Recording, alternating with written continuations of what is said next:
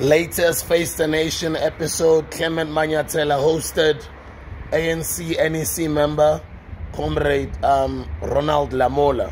Quite an interesting interview. Spoke about the statement of intent, spoke about the DA's demands, demanding Minister of Higher Education, demanding public works, demanding mineral and resources, transport, demanding the home affairs, etc. An interesting statement he said, Mr. RONALD LAMOLA said, if all else fails, we are willing to become an opposition party. We are willing to sit in the opposition benches. Now, my eyes just went big like this. Like, I don't think he meant that statement. Did he mean it? I don't know. But the follow-up question from Clement Manyatela says, would you rather be in the opposition benches or would you rather engage the MK and the EFF? Watch this video, listen to this episode till the end. Let's meet in the comment section. This was a heated one. And shout out to Clement Manyatela for pressing for answers and not holding back. This is a must watch. Check it out. Let me know what you think in the comment section. ANC NEC member RONALD LAMOLA is facing the nation tonight. Joins us now in studio. RONALD, thank you so much for making time for us. Good evening. Good evening, and the studio viewers at home. Outrageous and outlandish is how you've described these quote-unquote demands from the Democratic Alliance. Why do you think the demands are outrageous as the ANC? It's because, firstly, we are a constitutionalist, we are a constitutional state. The Democratic Alliance has stated that they subscribe to constitutional principles. And when you look at the demands, firstly, we need to look into the Constitution, which is the primary document guiding the formation of any government in the country, the elections, and all processes. The Constitution is very clear. It says that in terms of Section 85 of the Constitution, the executive authority of the state is vested on the President. And he has to exercise his prerogative. The statement of intent is a political guiding document that the parties that are signatories, the 10 parties that are signatories to, are guided by that document, which is very clear in terms of what should happen when the President wants to exercise his prerogative. It means that the President will go to those parties and say to the parties, this is my thinking and this is the line I'm going. They don't demand. In the exercise of his prerogative, he has to consult with them. And if they agree that there are certain members from their parties, he can then consider them in terms of what has been put in the statement of intent. In the past, he will not even have to do that. He will only consult with the ANC. And if the President wants to extend his prerogative to other members of Parliament who are not members of the ANC, like he did with Patricia de Lille, and other former presidents of the ANC or of the country did in the past, bringing Mangosuthu Buthelezi and others, then he will extend that. The IFP or any other party will then agree. That was in the past without any GNU statement of intent. But now, because the ANC did not get the outright majority, we said we have to work with all South Africans, with all political parties in Parliament, engage with them and invite them to this GNU that is led by the ANC to participate. It's on that basis that the President then extend the hand and say to the DA or to any other party, I'm thinking along this line of these people and so forth. Therefore, after that, he will exercise his prerogative. So the DA's letter, firstly, it's against that because it's now a demand of some sort. The President must go to them, engage with them and say, this is my line. The second part is that they also want to say when that prerogative has been exercised, the President must appoint a minister or a deputy minister in line with what they want, including DGs for their party. That is now to federalize the state. And also, again, that is also governed by Section 1971 of the Constitution. It's very clear. It says there must be a public administration, and the people in that public administration must loyally serve the government, the policies, the lawful policies of the government of the day. The policies of the government of the day will be the policies of the ANC-led GNU.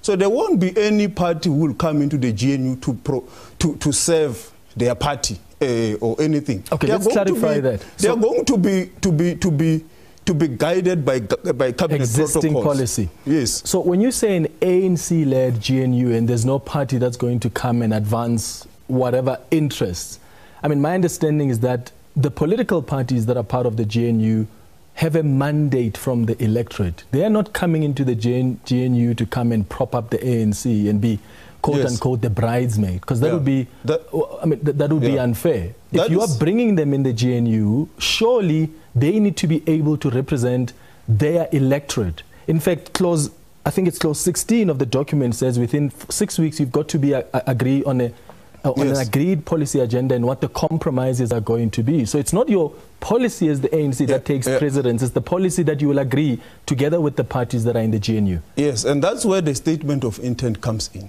If you look into it, it's very clear in terms of what the government must do, in terms of the principles, respect of the constitution, redress, including equity, and so forth. It's in the statement. And that also has been influenced by the parties in the GNU, which include the ANC's leadership. But obviously, we have also said in that statement of intent, there will be that Lekgotla, which will also look into all the manifestos of the parties, engage on them, and also look into how do we ensure that they are also synthesized into a government program. But that will also be informed by the national dialogue, which we are going to have with all the parties, but also with South Africans, civil society, business, religious leaders, to input into the next 5 years program of action. What are the urgent priorities and so forth. But you must separate, Clement. There is existing policies as we speak. There is legislation as we speak now. That legislation is not going to be changed tomorrow. That legislation must be implemented. Yeah, we have to continue. Could be changed in the next 5 years. The DA could say to you, you and I disagree on BEE, we disagree on the NHI. Let's go back to Parliament and propose a bill that brings about an amendment that makes all of us happy. They can do that. Firstly, that will have to be agreed. And that's why I say we must separate the rules. There will be rules of Parliament in this respect. And that Parliament then will have to process the legislations that comes from the executive. The second role is the role of what the executive does. And the executive's programs and everything is governed by cabinet protocol. That's where then there is no political party there. You don't go there and represent the ANC. You know, the first time I arrived in cabinet, I said, comrade, they said, yeah, you don't do that. Here is Meste and so forth. So the executive, you don't vote as a DA or as a EFF or as what. It's the executive that is vested in the president. You are delegated to execute the policies of the government of the day as led by the president. In fact, you are a representative of the president if you are a minister for that particular department. Well, so that works in a case, Ronald, where you are the majority party and you are governing. And these are different times. In this case, you got 40% of the votes. It's not that the president comes and says you are representing me and therefore go do this. There will be disagreements. But the DA can say, we don't agree with that. Whatever disagreements that could happen. And that's why I say in terms of Section 85, it says that the executive authority of the state is vested on the president. It's very clear. There's no confusion. It doesn't say of the governing party or anything. It's vested on the president, who you then represent in your function sheet as a functionary of that particular department. So there is no confusion about that. So in cases where the DA disagrees with cabinet decisions, what happens? Obviously, they may disagree with cabinet decisions, which is possible. But cabinet decisions and discussions are confidential. There is a particular protocol. And if you read clause 21 of the statement of intent, it speaks about the cabinet protocols that must be respected. You don't go in there as a DA or as an ANC or whatever. Even myself, I'm not called Comrade LAMOLA in the cabinet. I'm called Are you suggesting that the president can override whatever disagreement or objections that other cabinet ministers coming from other parties are bringing on the table? In the cabinet, you discuss, it is now a cabinet decision.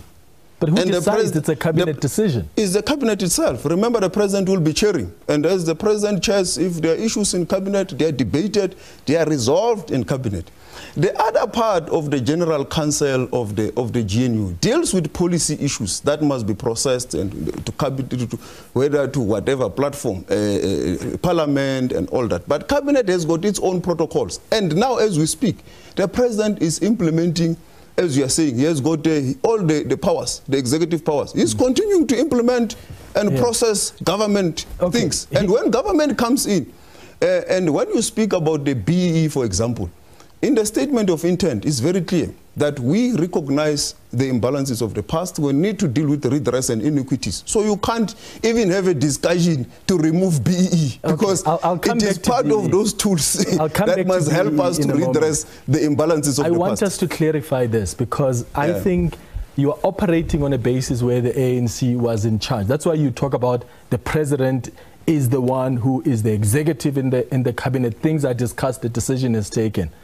In this case, you've got a government, which is why even the statement of intent speaks to sufficient consensus, because it recognizes that there are going to be instances where even in the executive and cabinet, you disagree on specific things.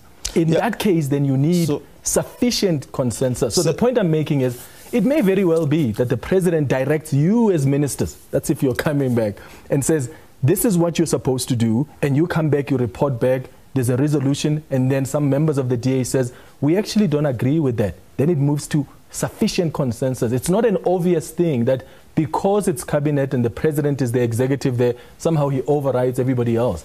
These are different times. He can do that, but he runs the risk of being voted out. In the cabinet, Clement, is governed by cabinet protocols and the constitution.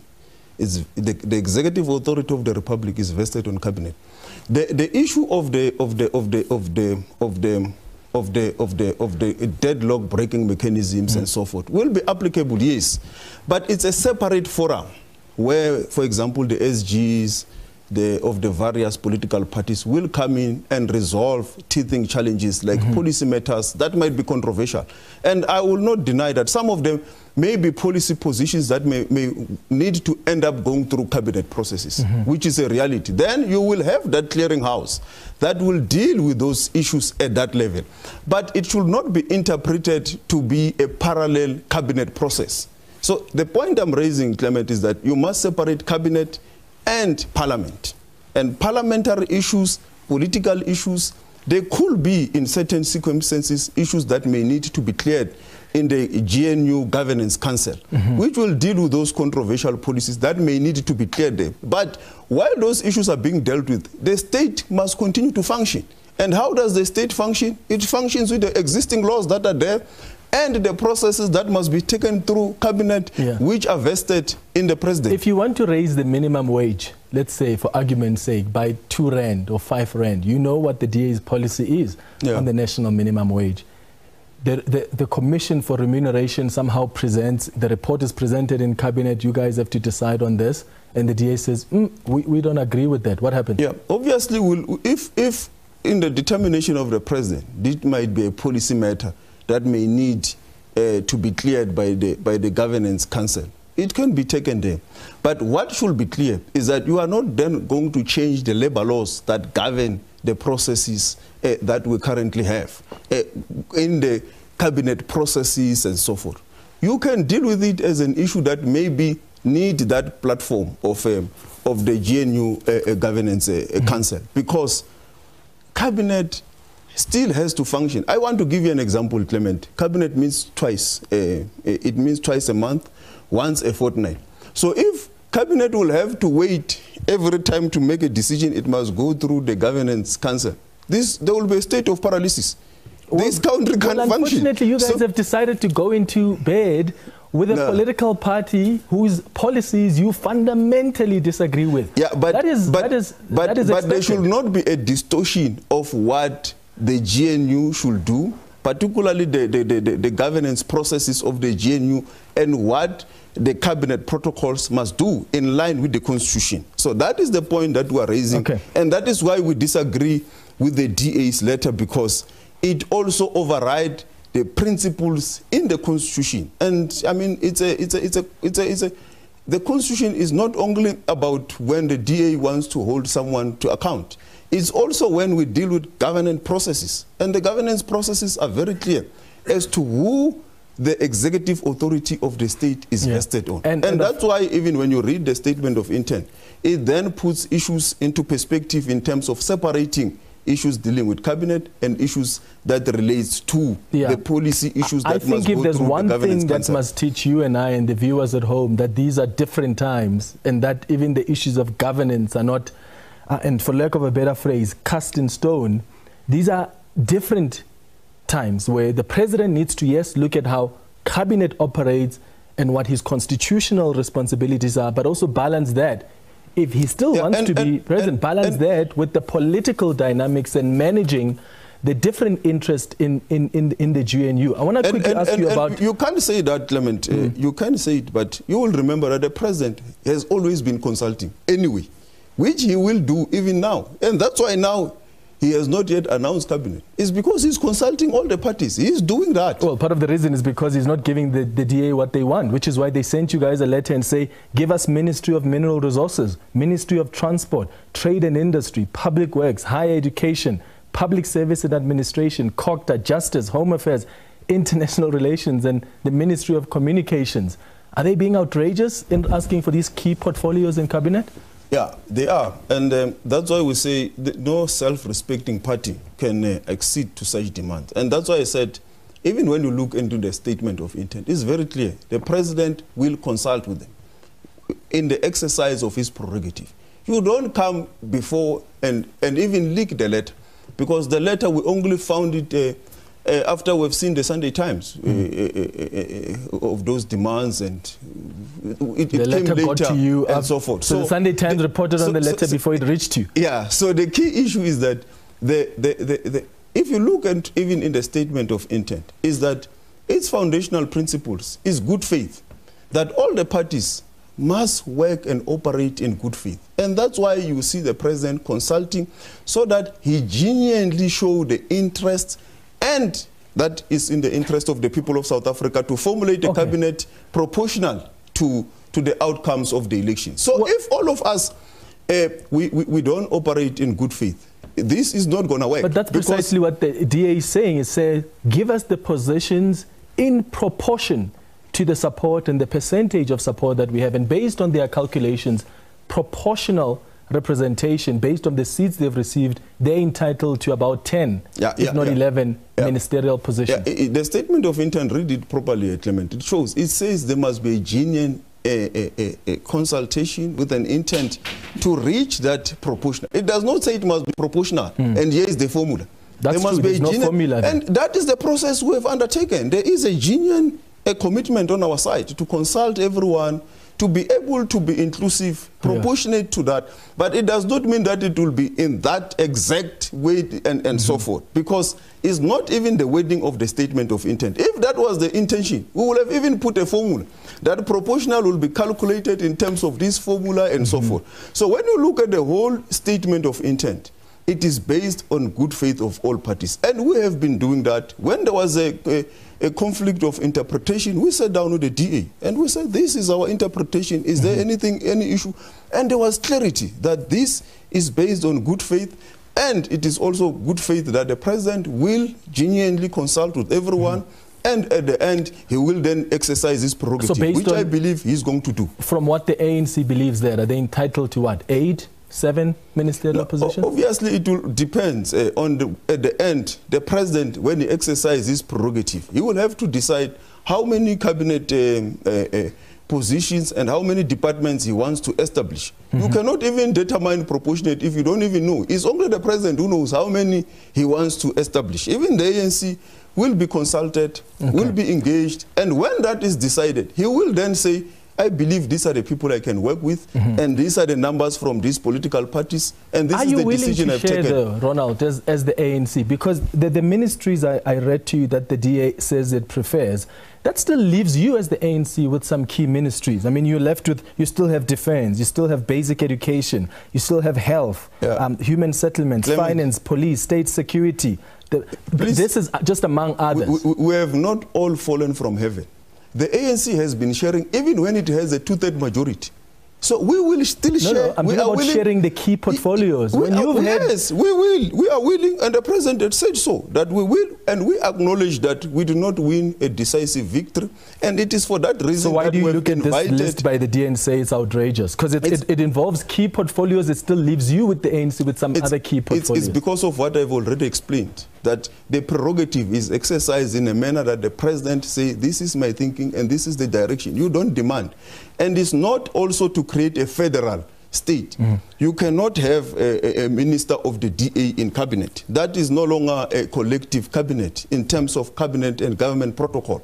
And it is against the constitution. So I've already stated that those are the reasons why we felt that this is really outrageous. Because in all our engagements, we have been very clear that we are engaging with the DA in good faith, and they are engaging with us in good faith. We are engaging with Action SA in good faith. We are engaging with Good in good faith. All the parties. And that's why you will not see a demand from good party or this party that we demand this position and so forth. Even the ones that came and engaged with us, we explained to them. They therefore said, we will engage with the president at the right time, and the president will exercise his prerogative. We will take it from there. Are you considering other options in case you ultimately don't see eye to eye with the Democratic Alliance? As we said from the onset, Clement, of these processes, is that there were various options. We ended up with this option. If everything fails, we are, as the ANC, still available to be an opposition party. But we want to ensure that the South African people are in a stable country. We do things in the interest of the South African population. So hence we are engaging with everyone, we are consulting with everyone to genuinely form a government in the interest of the people. Would you rather be in opposition than to, if things don't work out with the DA, than to call the MK party again, or the Economic Freedom Fighters? Yeah, as we have said in all our statements, our line of communications remains open. There is no party that we have close engagement with. We have engaged with the EFF, we have engaged with the MK party, and we will continue to engage with them. Even after the cabinet has been formed, even before, we continue to engage with various parties. As I'm here now, I'm from other engagements with other political parties. Yes, Action SA, you have seen their statement. So we have engaged with them. So we continue to engage. Have you spoken to the EFF since the last time? No doors are closed. We are open to continue to engage with them. So we will continue to engage with everyone. Have you spoken to them, the EFF? We have not had a formal meeting, but I know that lines of communications are not closed between the two parties. Just lastly, clause 13 of the document of intent says, and I quote, the parties within the GNU must have an agreed policy agenda which shall include policy priorities and policy compromises. And I personally think that's where the trouble really is going to come, because that's where you are now, as the ANC, you want to assert yourself and say, we're drawing the line, we're not going to compromise on these policies. The DA must also say, and other political parties involved. What are you willing to compromise on? Because the document says there must be compromises. So that's why, and when you look at the clear priorities, there's no confusion. All South Africans agree. Economic growth, unemployment, redress, all those issues are in the statement of intent, and they are guiding principles. So as we go into that negotiations to deal with the program of action for the next 5 years, those are the guiding principles that will be guiding us. And it is also for that reason that there will be a national dialogue where even people of South Africa will come and say, we have heard you what political parties have said, but we think that you need to ensure this happen in this way. Will you compromise on the transformation agenda as the ANC? No, we can't compromise on that. The Constitution is very clear on the transformation agenda.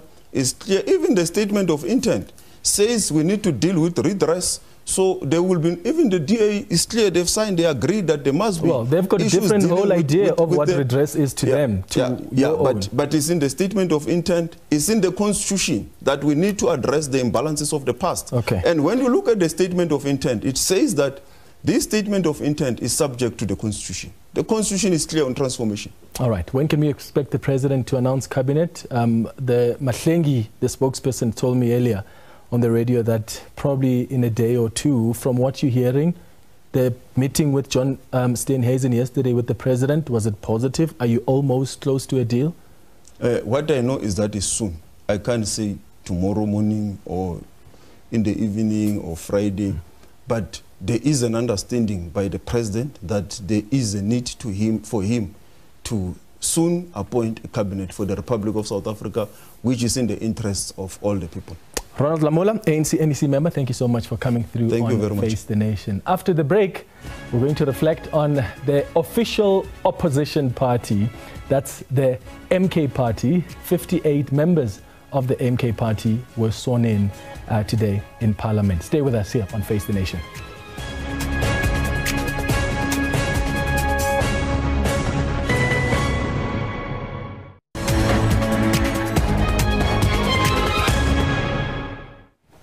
Welcome back. Now, here's the question, a reminder of the question we're asking you tonight. Knowing the demands or preferences the DA has made to the ANC regarding cabinet positions and the ANC's response, describing them as outrageous and outlandish, do you think the DA has overplayed its hand here?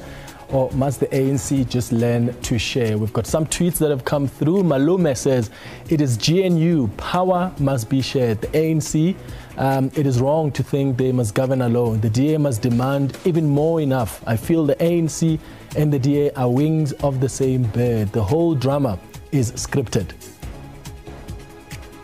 Moses says the DA is being unfair. The ANC should just kick them out of the GNU and approach other parties. This thing is not all about them. Eddie says the DA should get at least 1 or 2. The IFP should get 1 in 4. Well, the DA 1 in 2, IFP 1 in 4. If democratic ratios are the criteria, which they should be, the rest of the GNU, nothing. There for favors and to make up the numbers, not to fix South Africa.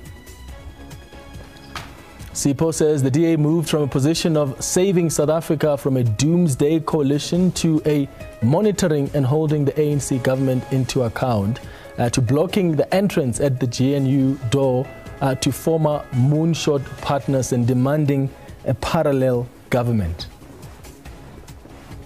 Sillo says the DA must not try to grab the government through the back door. Their demands are unreasonable. Thank you so much for your tweets. Let's move to this now. 58 members of the Umkhonto weSizwe party were finally sworn in as members of parliament today. Last week, the party indicated that they would not attend the first sitting on Friday when other political parties were sworn in. Former Western Cape High Court Judge President Dr. John Hlophe also took his oath alongside the other MK party members. Hlophe will be the party's leader in parliament. MK party member of parliament Andile Mqethama is facing the nation tonight and joins us in studio. Andile, thank you so much for making time for us. Good evening. Thank you, and to the viewers at home. You're back in parliament after how long? A decade? Are you excited to be back? Yes, it's good to be back with very high expectations about what must happen. You know, the past 10 years since I stepped out of that parliament, we have not addressed the big questions. The question of land, the question of the economy, and of course addressing racism. That parliament is dishonorable from my point of view. And to become honorable, it must address these big questions to make sure that our people benefit from the wealth of the nation. When were you contacted by the MK party? Have you always been a member? No, but I've always supported President Zuma. You know, when everybody was saying Zuma must go, we stood up and said, hands off President Zuma, economic liberation now. Because these people were saying Zuma must go right at the time when he was turning left and radical. He was talking about uniting black political parties to bring land of our people. He was going on building the BRICS project. He has stopped load shedding, bringing progressive black managers into the state system. He was really changing the new liberal project of the ANC, which has been going on for long and not benefiting our people. Right at that moment when he was going left, we saw international capital, including South African white monopoly capital, sponsoring political parties and civil society to start that Zuma must go campaign. We said, no, we stand with President Zuma, because also we looked at Brazil. In Brazil, they were removing progressive presidents in the same situation, calling them corrupt. It was a well-orchestrated global project of removing progressive leaders, and we stood with President Zuma. We have since followed him. Okay, so you are now in parliament. What are you bringing as the opposition? You are now the official opposition party, since the DA, as the biggest party in the country, as the second biggest party, has now decided to form a government with the African National Congress. What do you want to do in Parliament? What effective oversight mechanisms can we expect from you as the MK party? What are your priorities? The Government of National Unity is a right-wing, anti-black government. It is the DA government. The ANC has simply surrendered power to this ANC. I mean, I just heard the minister trying to... He's no longer the minister. Yeah, the former minister. Yeah. But the leader is Helen Zille. She is calling the shots. She is providing the ideological project, the policy perspective, and of course the ANC of Ramaphosa has always been in agreement ideologically with the DA. So this is a natural coming together of two parties that actually are in consent in terms of ideological But you guys orientation. didn't want to work with the ANC. So why do you blame them if they make their own decisions on who to work with? We will not work with the ANC of Ramaphosa. Ramaphosa was given R1 billion to become president. The nation must remember this. Ramaphosa does not represent the interests of the people. We are saying we will work with the ANC, but it must get rid of Ramaphosa, because Ramaphosa represents the interests that which we are fighting against. If the ANC said the same to you, if the MK party won 60% well, let's say you won 40% of the votes, you needed partners, and the ANC said, get rid of the former President Jacob Zuma because of what the State Capture Commissioner said and his relationship with the Gupta family. Would you be comfortable with that? But the Gupta family and State Capture are all fake news. Nobody has been charged. Cyril Ramaphosa supporters can also say to you what you're saying are fake news. No, Cyril Ramaphosa was given R1 billion by white monopoly capital. This is a fact. The former public protector found this money. Ramaphosa did not disclose that he got that money, but his funders disclosed. We know that he got that money. Why? Because they were buying him to become an agent of white monopoly capital. Of course, now we know Pala as well. He is corrupt. He is a sellout. What will be the reasons why a progressive movement would say President Zuma is not to be accepted? President Zuma, if you want change, here in South Africa today, these elections have shown there is the right wing, which is run by the DA, there's the left wing, which is led by Mkhonto Wesizwe. So you have to make that choice. We want to work with the ANC for a left-wing project that will bring about radical economic transformation. Has President Zuma always been a left politician? Absolutely. At the time when they got rid of him, he called in parliament as a sitting state president for black political parties to unite so that we can get land expropriation without compensation. What more radical stance can that be? How radical is him appointing the Freedom Front Plus president into cabinet? That was in the first stanza of his presidency. We say he turned left precisely on the second stanza of his presidency. That is when he was saying we must do all these good things. But the Freedom Front Plus has never changed its politics. But the Freedom Front was not there in this second stanza. I accept that President Zuma inherited a Thabo Mbeki government. A Thabo Mbeki government... The president has a prerogative.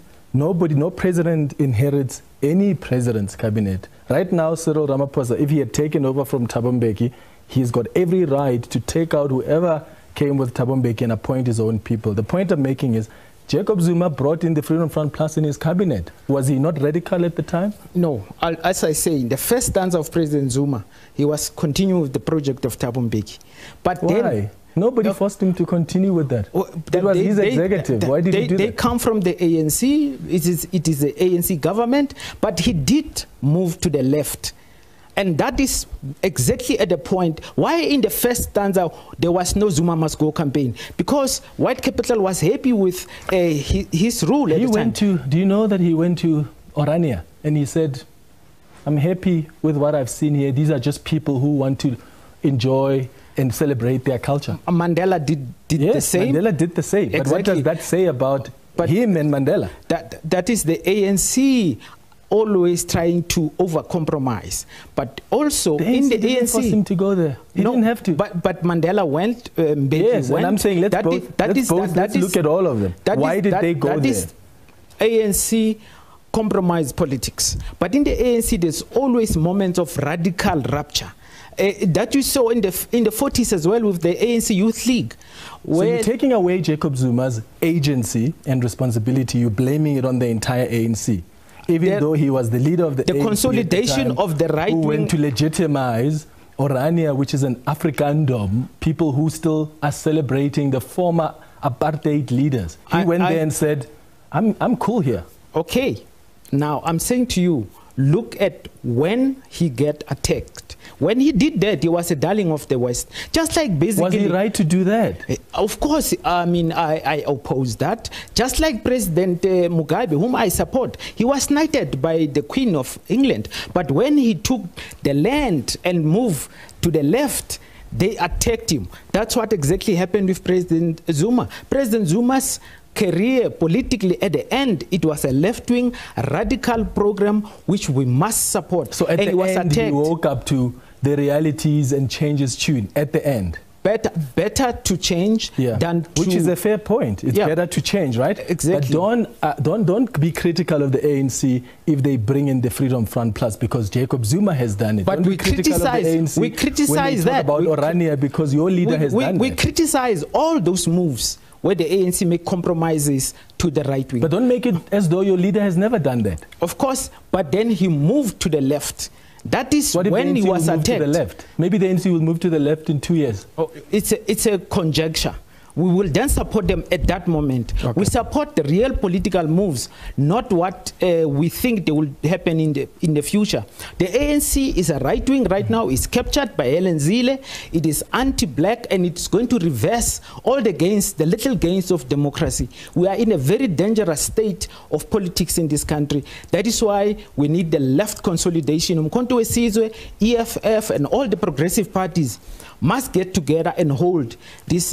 How are you going to do that? Hold this government of national unity accountable? Well, we are going to use all the possible platforms. Parliament will be very active. We are going to make sure we expose all the corruptions, all the compromises, but also we are a revolutionary movement. Outside of Parliament, we're going to mobilize as well to make sure that we push the whole national agenda towards the left, and we address the big question, the question of land, bring back the Msebenzi Zwane mining charter. You know that charter said we must get 30% of mines within a year. It gave over 50% ownership in terms of representation in the boards of mines. It was a very progressive agenda. And it was the ANC charter, it wasn't Msebenzi Zwane's charter. Well, it was him who championed it, and they got rid of it, him, and they got rid of it as well, to show that the current ANC of Ramaphosa will never go with a radical economic transformation. All right. Andile Mketama, thank you so much for coming through. All the best with your plans in Parliament as the MK party. Thank you. Thank you so much. All right, let's move to this now. Limpopo has a new premier. It's the first female premier, Dr. Poppy Ramathuba, appointed a 10-member cabinet. In fact, that's her executive. 4 of the appointed MECs come from the previous administration of the previous Premier Stanley Mathabata, while 6 are new. However, the DA in Limpopo has raised some red flags on some of the MECs that the Premier has appointed. Let's welcome Premier Ramathuba now on Face the Nation. Premier, thank you so much for making time for us. You have hit the ground running with all the challenges facing the province. What have you prioritized as the Limpopo government? Good evening, and evening to all your viewers out there. As a province, we appreciate the fact that we are an 80% rural province. When you talk about unemployment rate, it's even worse when you speak about the expanded unemployment rate, especially on the young people. Therefore, number one priority is to make sure that Limpopo gets to work. We make sure that we must be able to create job opportunities, focusing on the young people and also women, and also making sure that we industrialize and build industry within our province. Economic growth and development is high in terms of our agenda. And of course, if you look at the ANC manifesto, where it talks about investing in our people, when you look at water supply, and especially in our different communities, whether rural, township, and urban, it is a serious challenge. Actually, we've regressed. At some stage, we were at 80% in terms of supply of water. Now we've gone back to 69%. So we need to really put a lot of efforts to make sure that water supply gets on track. Yeah. And I can go on, but the three top priorities would be job creation, water supply, and also roads and infrastructure. Yeah, let's talk about job creation, because there are people who are from Limpopo who often say, if we had opportunities to work in this province, we would do so instead of migrating to provinces like Gauteng. What are the plans to grow the economy of the province so that you begin to retain the skills that leave the province for places like Gauteng? That is very true, because even if you look at Stats SA reports, more babies are born in our province, but when they turn 18, they migrate to Gauteng. Limpopo is blessed in terms of natural resources. One of the major economic drive is supposed to be our mineral resources, which in terms of mining in the country, it contributes around 7.2% of the GDP. The only challenge is that when it comes in terms of job creation, mining in the province contributes far less than trade, far less than agriculture, because we have been focusing on the production of minerals without focusing on the processing and beneficiation. So what we are working on is in terms of plans, because you look at our investment conference, we've been able to see a number of commitments. In the first investment conference, I remember there was a commitment of 209 billion. The second was around 34 billion. But when you look at the jobs that are being created in terms of those investments, meaning that the investments are not focusing on development, because it's only when there is development that you will start to see jobs being created. Yeah. So the focus here in mining will be able to make sure that we do create those, it doesn't end only at the first layer of the primary economy, just to be producing minerals, but to move to the secondary economy, where you would find yourself having to process and also beneficiations, which will now be at a tertiary level.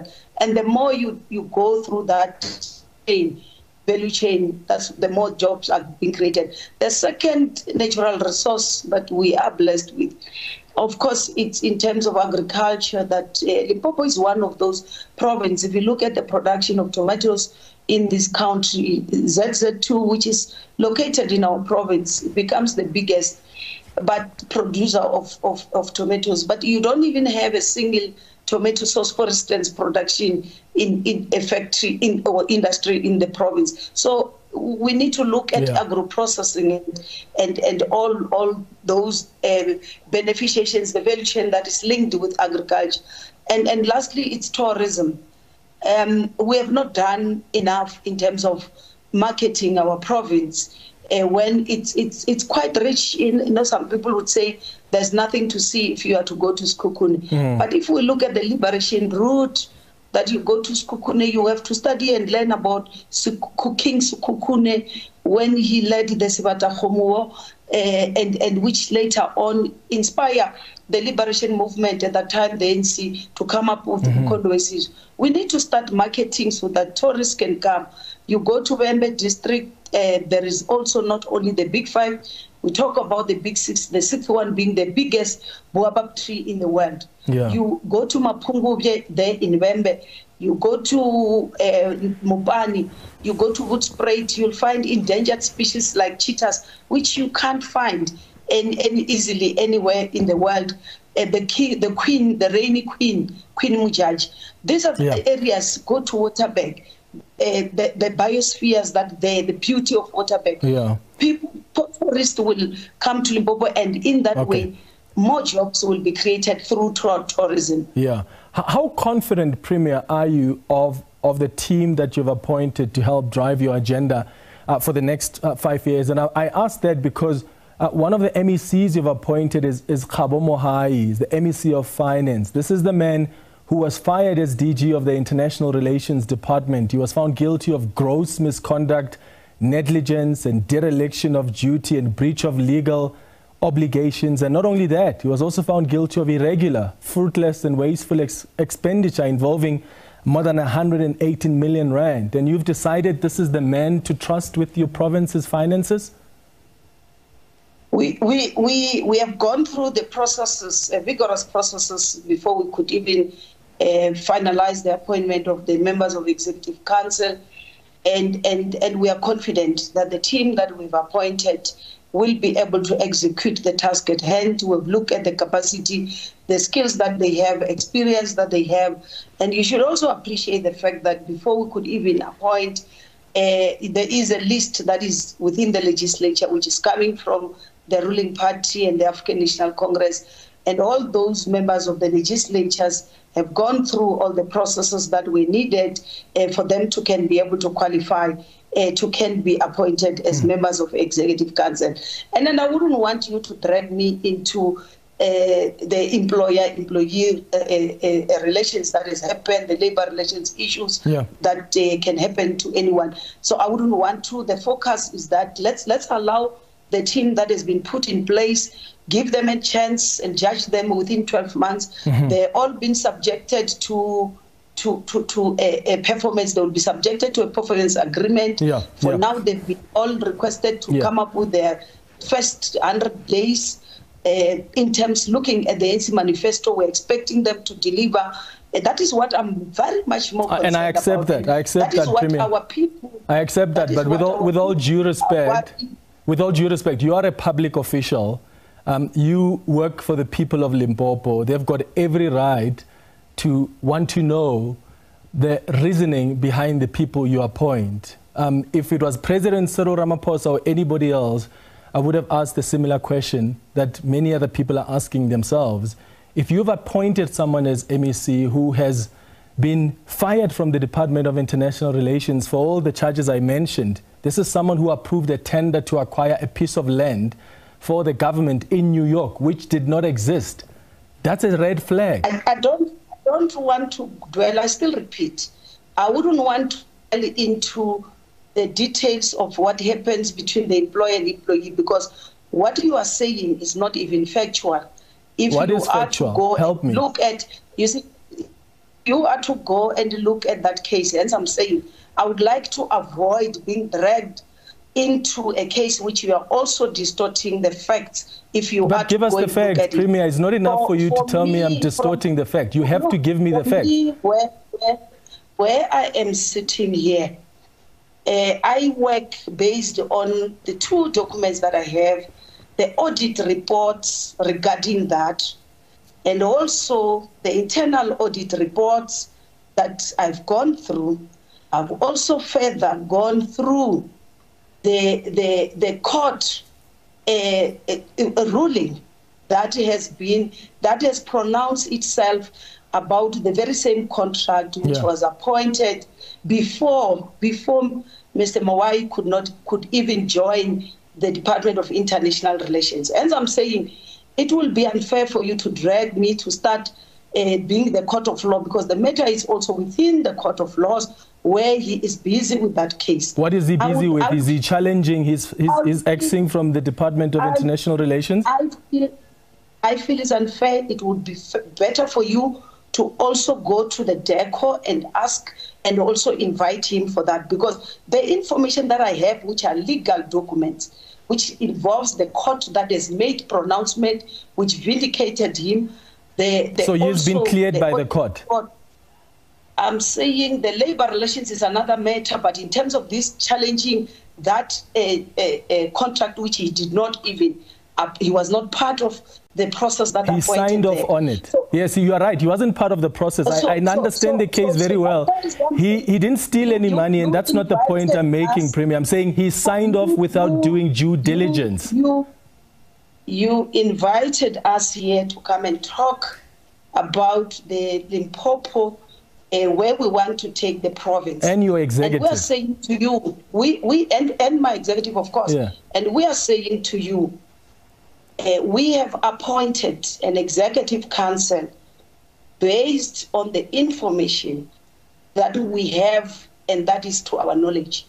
And we are confident that the team that we have appointed will be able to deliver on the needs of our people.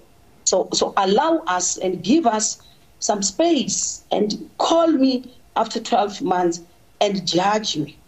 And judge even the executive that we have appointed. Yeah, Premier, it is my job, and I would have asked this question to any other MEC or Premier or even the President about the executive that they appoint. I do appreciate you coming through on the show today, as always, and all the best in Limpopo over the next 5 years. That's the Limpopo Premier, Poppy Ramotuba. Thank you for watching the Tuesday edition of Face the Nation. We'll be back on Thursday at 8 p.m. Thanks for watching. Have a good evening. Cheers.